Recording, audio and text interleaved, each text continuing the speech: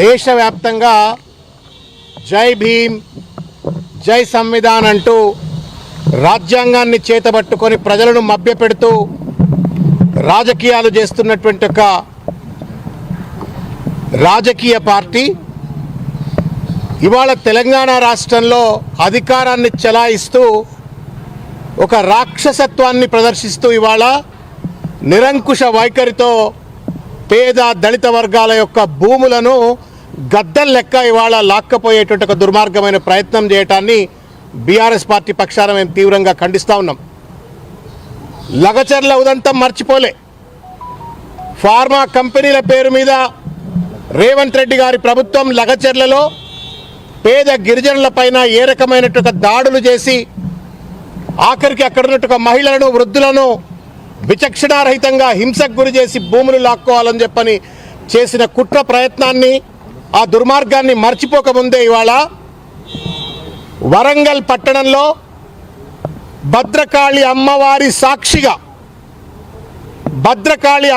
సాక్షిగా అక్కడ ఉన్నటువంటి ఒక దాదాపు 60-70 సంవత్సరాలుగా అక్కడ ఉన్నటువంటి ఒక దళిత కుటుంబాలను అత్యంత దుర్మార్గమైనటువంటి ఒక రీతిలో అభివృద్ధి పేరు మీద ప్రాజెక్టుల పేరు మీద కనీస డ్యూ ప్రాసెస్ నోటీసులు ఇవ్వకుండా వాళ్ళ ఇళ్లను కబ్జా చేయాలని చెప్పని కూల్చివేయాలని చెప్పని బుల్డోజర్ రాజ్యం చలాయిస్తూ రేవంత్ రెడ్డి గారి ప్రభుత్వం అత్యంత దాష్టికానికి పాల్పడుతున్నటువంటి ఒక విషయాన్ని తీవ్రంగా ఖండిస్తూ ఉన్నాం.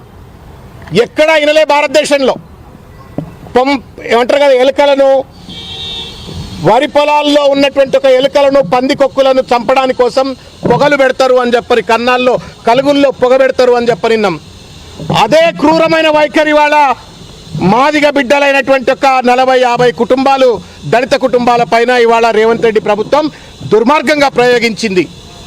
తాగడానికి మంచినీళ్ళు కేసీఆర్ గారు ఇంటింటికి మంచినీళ్ళు ఇస్తే ఆ మంచినీటి కనెక్షన్లను కట్ చేసి మీకు మంచినీటి కనెక్షన్లు కట్ చేస్తున్నాం, మీరు ఇంట్లో బతుకుతారా సస్తారా ఇల్లు ఖాళీ చేస్తారా లేరా అని చెప్పని తాగడానికి నీళ్లు లేకుండా ఇండ్లను కట్ చేసిండ్రు.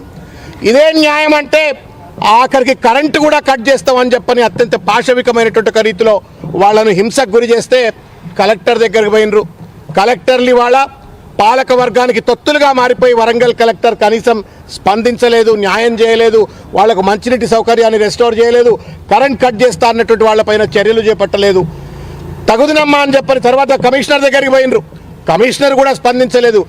తప్పనిసరి పరిస్థితుల్లో ఇవాళ దాస్యం వినయ్ భాస్కర్ గారు మాజీ చీఫ్ విప్ అయినటువంటి ఒక దాస్యం వినయ్ భాస్కర్ గారి యొక్క నేతృత్వంలో ఆ 40-50 కుటుంబాలు చిన్న పిల్లలు ముక్కుపచ్చలాని పిల్లలు తాగడానికి నీళ్లు లేకపోతే స్కూళ్ళల్లో కూడా పోవట్లేదు. ఇవాళ వాళ్ళందరూ కలిసి ఇవాళ వచ్చి మానవ హక్కుల కమిషన్ని కలిస్తే దయామయుడు మానవ హక్కుల కమిషన్ చైర్మన్ గారు చాలా అద్భుతంగా ఆయన స్పందించినారు, మానవత్వంతో స్పందించినారు.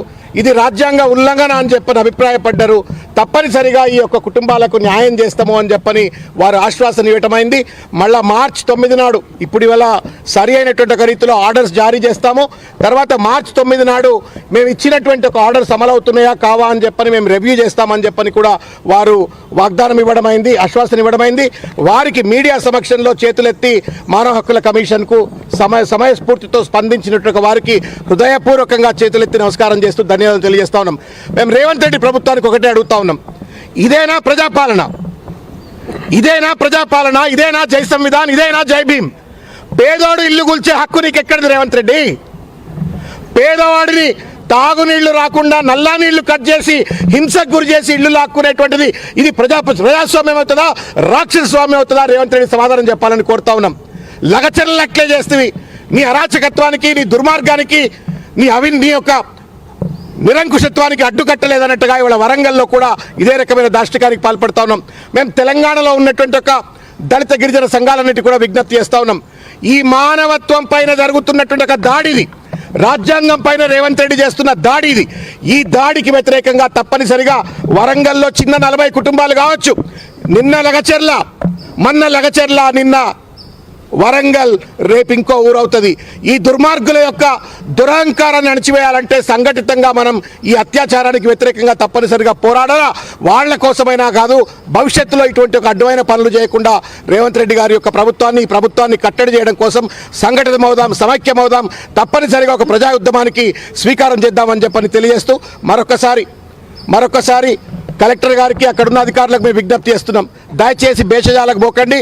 అధికారం ఇవాళ ఉంటుంది, ఒకటి పోతుంది. కానీ మీరు కనుక అధికారులు రాజ్యాంగాన్ని హననం చేసేటువంటి రీతిలో కనుక వ్యవహరిస్తే మీరు కూడా తగిన మూల్యం చెల్లించుకుంటారని చెప్పని విజ్ఞప్తి చేస్తూ తప్పనిసరిగా హ్యూమన్ రైట్స్ కమిషన్ ఇచ్చినట్టు ఆర్డర్స్ అన్నింటినీ కూడా యథాతథిగా అమలు చేయాలని చెప్పని కోరుతా ఉన్నాం.